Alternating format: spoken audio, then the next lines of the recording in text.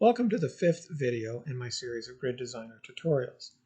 If you haven't seen the prior videos, it's best to see them in order because each one relies on the previous one.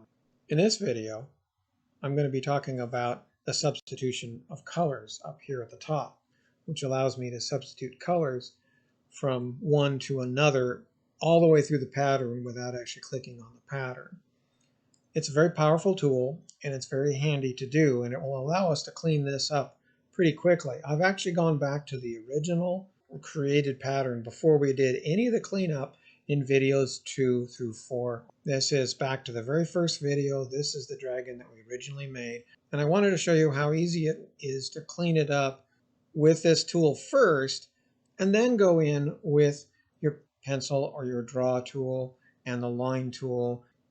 So if you look at this, if you go in here and scan in here, the typical way these programs use to scan your image and create a grid, they tend to get a little bit mixed up at the colors in between the colors. So all this lines that are up here, that's why you get so many different colors here. And almost any scanning pattern seems to do this kind of thing. So the easiest way to clean this up is to identify the primary colors that I want to use in this pattern. I'd like to use a turquoise and black, this dark blue, white, and then whatever I choose to use for the border that would go and create all these lines in here for getting some detail. Now, I like doing a dark gray for a line instead of a black to differentiate it and not make it so dramatic. So that's what I'm going to do. But of course, you could do it in any way you wanted it. But the advantage of this tool, if I open it up here, is that it comes up with a preview picture here. I'm going to make it a little smaller so you can see this list down here. This is a full list of all the colors that are in this pattern. It has a little substitute button, and you can guess what that does. It allows you to substitute another color. Well, I've only got 10 colors in this, but it's showing the entire palette. So I'm going to go Used, which indicates the other 9 colors that are not this light blue here. And I want all of the colors that aren't my primary colors to be this dusty gray color. So I'm going to click on the dusty gray. Now, when you do that, it changes it in this view. So I can scroll down a little bit more.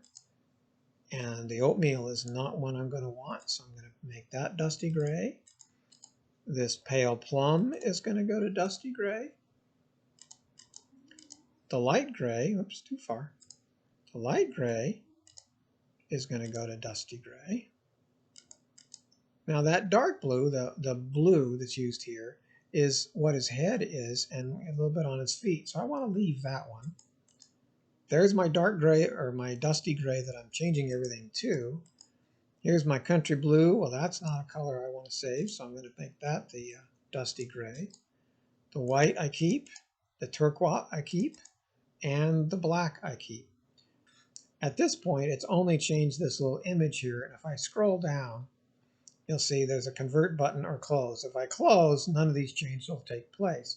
If I convert the pattern, all those changes take place, and now you can see how it cleaned this all up. Now I have a lot less work to do with the draw tool and the line tool to clean up these lines.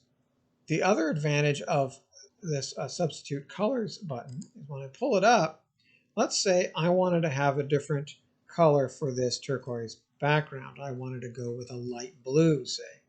So I'm going to scroll down to get down to the colors that are down here, find the turquoise, which is right here, and substitute it. I've got to uncheck Use because I want to find a new color. And I'm going to go down and find a nice light blue. I don't know, those were, that's not too bad. That's a little dark. Let's go with this one here. It's called a light blue, of course. So I'm going to change this to light blue, and notice it changes all of the pattern all at once. I don't have to use the fill tool and click here, here, and here in the pattern. Convert my pattern, and it's changed. The entire thing has changed now. Let me go full screen here. And in the next video, I'm going to go and clean this up, and I'll probably be running in some kind of time-lapse mode because this is going to take me 5 to 10 minutes to clean up all these lines and neaten up the pattern and really make it a clean, neat, ready-to-go pattern for us.